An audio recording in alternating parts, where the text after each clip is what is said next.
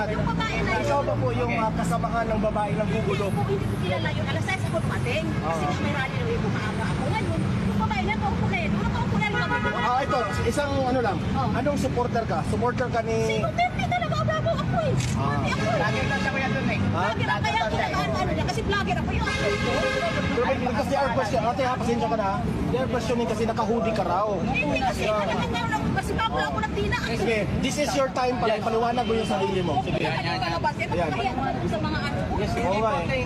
Sige, ipaliwanag mo kasi merong mga vloggers doon na nakakilala sa iyo. Sabihin, huwag mo na ipalabas mo kasi nakakahiya. Patingin ang vlog natin, patingin. O sige, di matibig ka. Huwag tayong mahiya kung wala tayong ginagawang Di matibig lang. Hindi tayo dapat mahiya. Kaya nga, di matibig lang. Relax lang po kayo ate. Kasi nakulang ako doon eh. Mababait po lahat ng vlog. Kaya nga eh. Nakaputso na nga ako. Sabi pa, nakaputso ka ako doon.